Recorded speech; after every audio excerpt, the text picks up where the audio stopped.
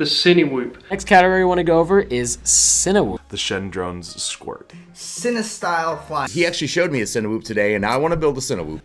The universe was created, and then everybody started flying these 5-inch quads, and basically this is flown through a set of video goggles with a radio transmitter. And I know a lot of the people who watch my channel will already know that, but I'll put some shots on the screen so that other people who are brand new to this know what I'm talking about. And the amazing thing about these is they can go really fast. They go like 80, 100 miles an hour.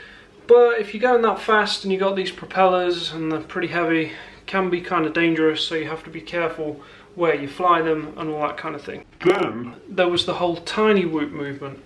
Basically, a company called Team Big Whoop released this tiny little drone called a CineWhoop, and it's basically a little toy drone that would fit on the palm of your hand, weighs only about 20 grams, and it has full FPV capability, so you can actually fly it through video goggles, and it basically transformed the experience from being an eagle into being like a little bumblebee, where you could just sort of buzz around your house and sort of annoy people.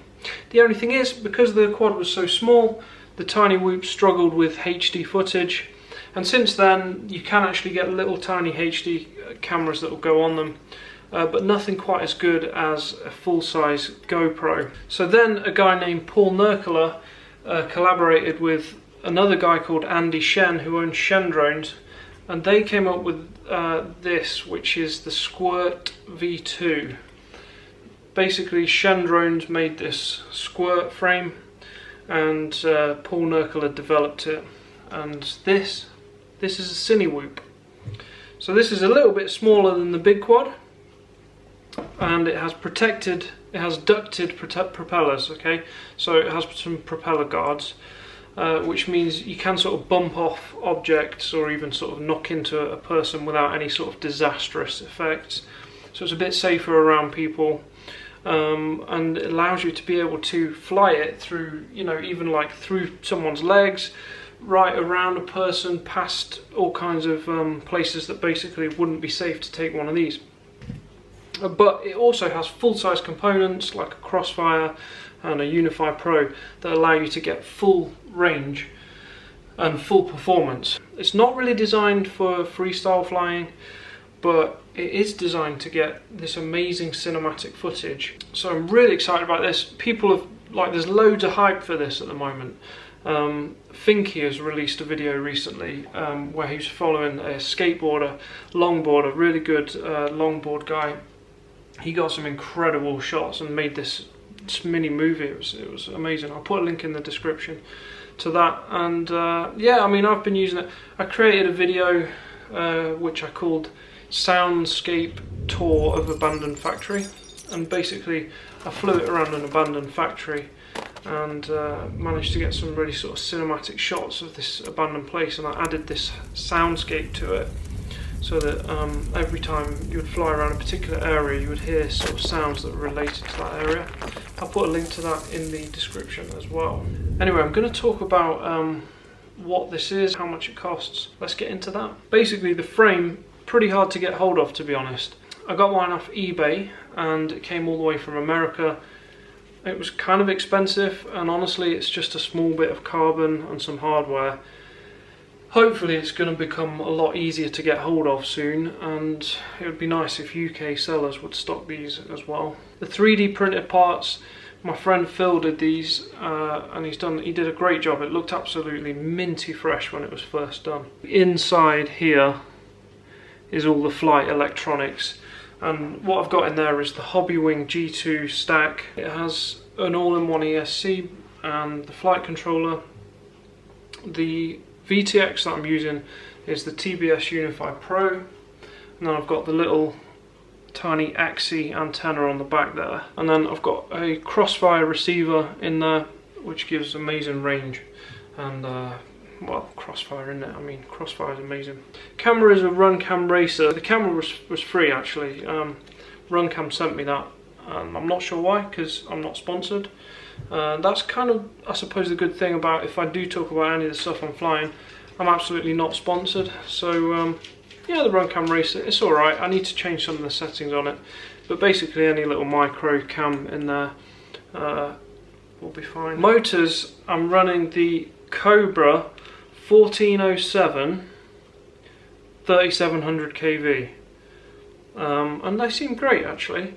And then one of the really important things about this is what propellers you put on it, because they have to have like really close tolerance to the edge of, to basically where the duct is. You want to get them as close to the edge of the duct as possible.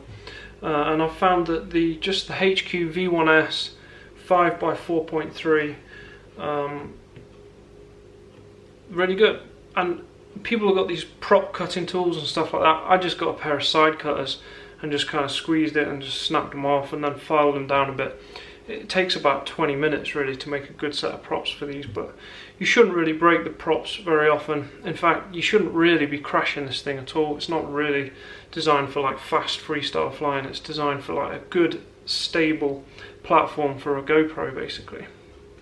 And that's what it all comes down to, is the camera, the footage that you get out of it. I'm having a lot of success with this, which is the GoPro Hero 7 Black.